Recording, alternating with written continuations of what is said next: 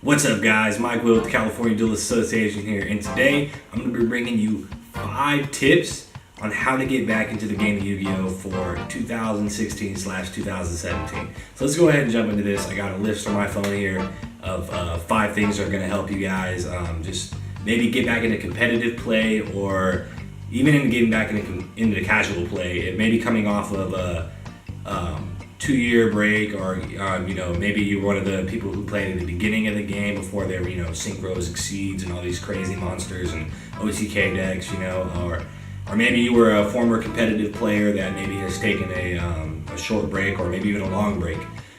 So yeah, these 5 tips are going to help you get back into the game that you all love. And without any further ado, we're just going to go ahead and jump into them. So yeah. Okay, guys, so the first tip I have for you is really an obvious one. The first tip is to be open-minded.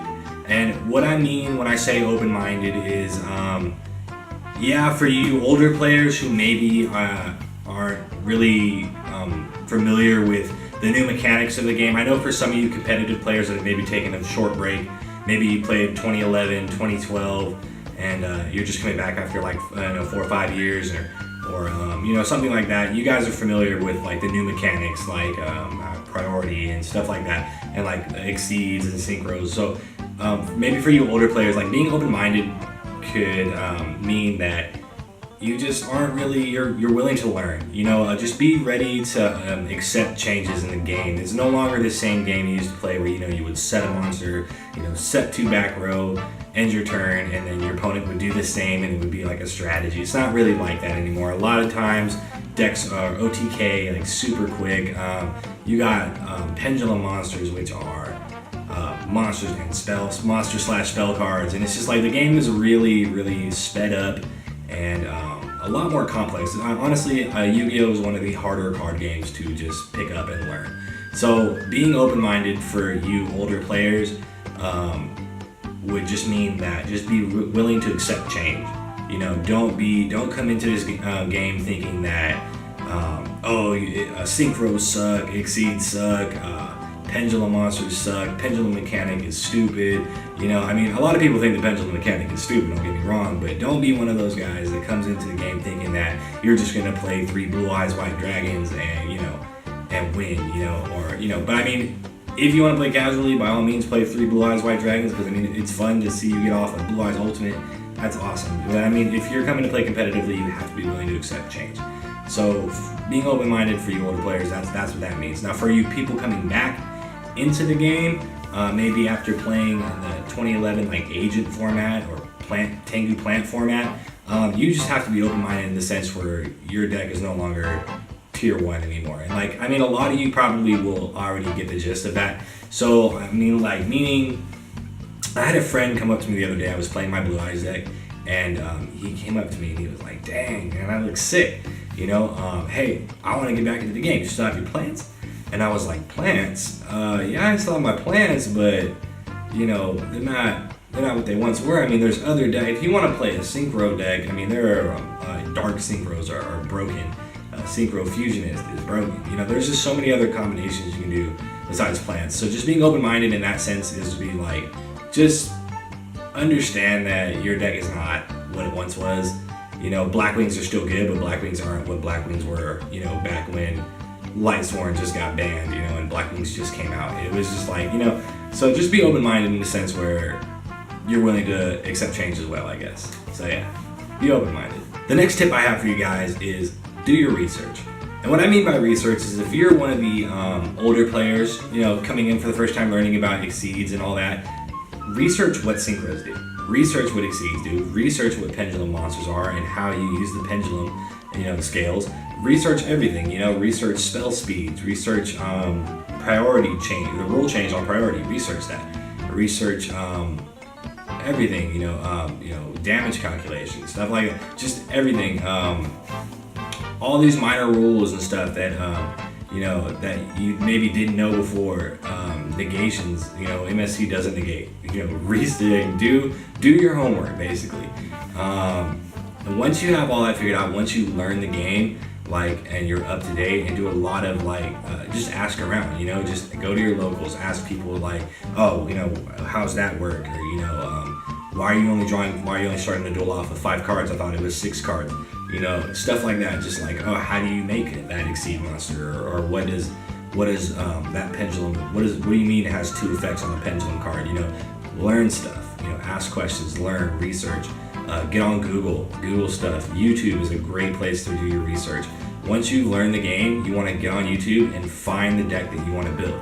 You know, top 10 casual decks, top 10 budget competitive decks, top 10 fun decks, top 10 meta decks. You know, just start doing research on like what kind of deck you want to play. Once you found that, you want to look up deck lists and just start getting a guide for like how you want to build your deck. Like when I do my deck list, I don't want you guys to just copy my deck list like outright. You know, like I want you to take from my deck list something that you've liked and incorporate it into your own. You know, like make it your own, obviously. So like when you get online, don't just net deck, but like try to innovate. So research in that sense. For returning players, maybe who have taken breaks, like I said,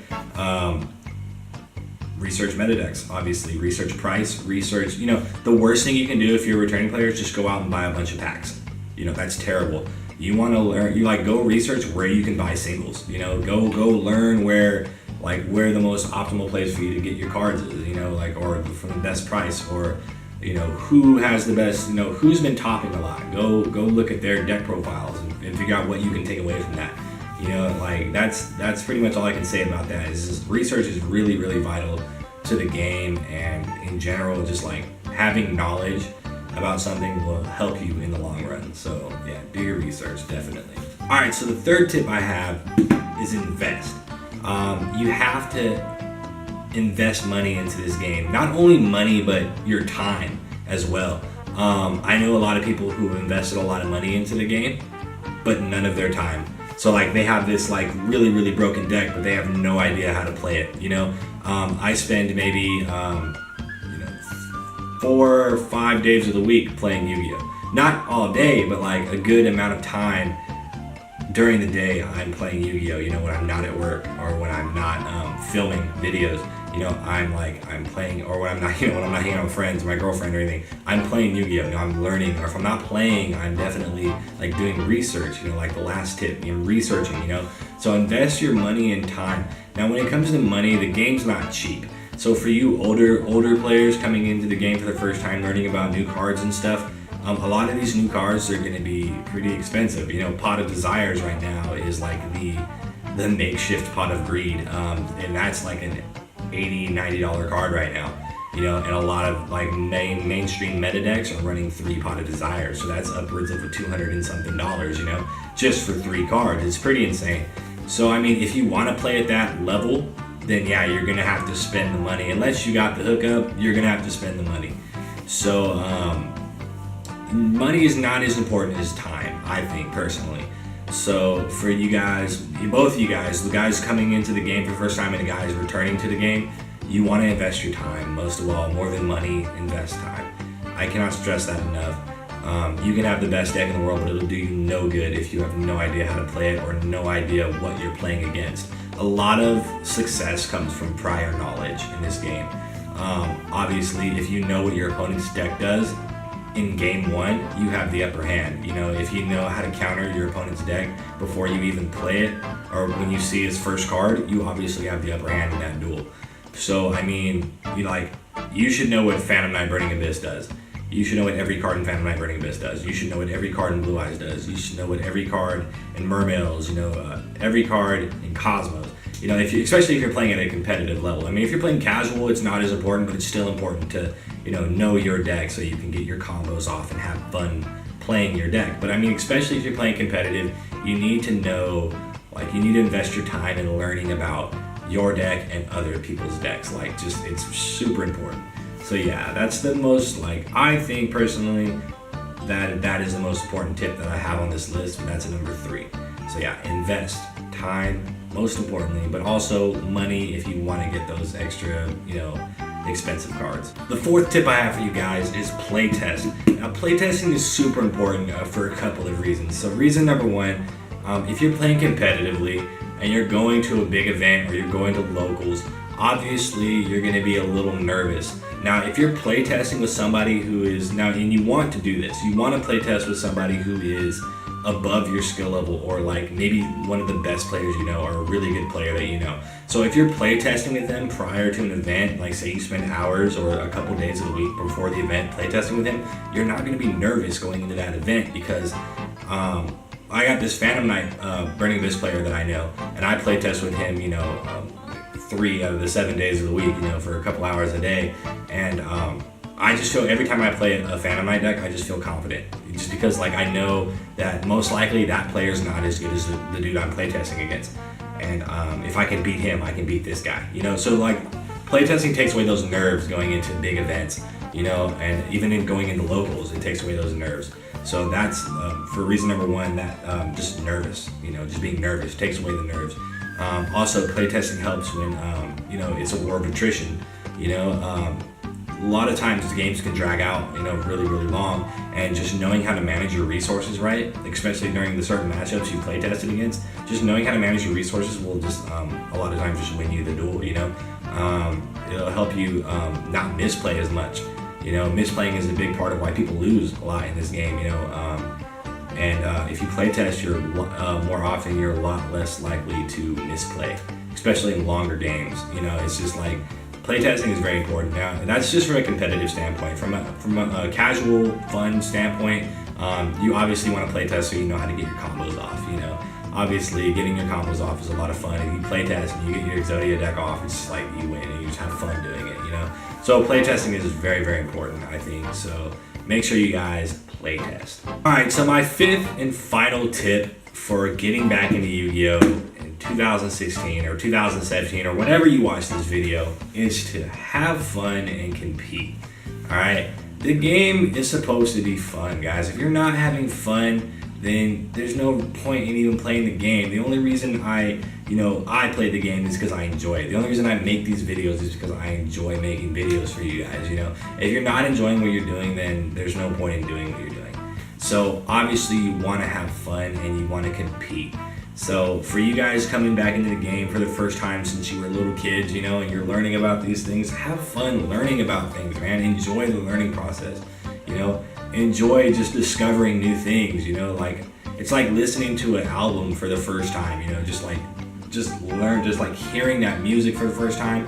It's something you can't get back, so just enjoy the ride, guys, and just have a good time learning. For people coming back into the game, just like have fun, man. Just like try to be the best you can be. Maybe get back to that skill level you were at. Maybe if you were top in events, now have fun getting back up there, man. And when you do, you're gonna enjoy it.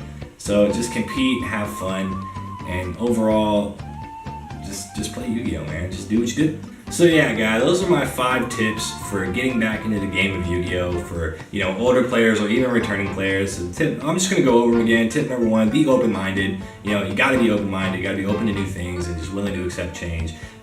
Tip number 2: do your research. Obviously, research is a big part of the game. The more you learn, the more you earn.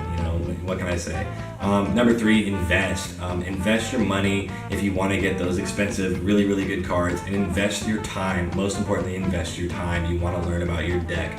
You don't just want to have the best cards and just be a complete scrub. You want to be good at what you do. And number 4: playtest. Playtest, man. Perfect your craft. Don't come into the event unprepared. Prepare yourself. Definitely be prepared. And number 5, the most important one of all, just have fun. Compete and have fun learning, and just be the best you can be. So those are my 5 tips, guys, for getting back into Yu-Gi-Oh! If I missed anything, feel free to leave your comments down in the comment section below. Let me know if you guys have any tips for returning players. I'm sure they would love to hear it. Other than that, guys, make sure you give this video a thumbs up. I really appreciate it. I know we've got like 180 subscribers now, so we're super stoked about that. So if you haven't subscribed, make sure you hit that subscribe button right now. This is Mike Will from the California Duelist Association. I'm signing off. I hope you guys have a great night. Peace.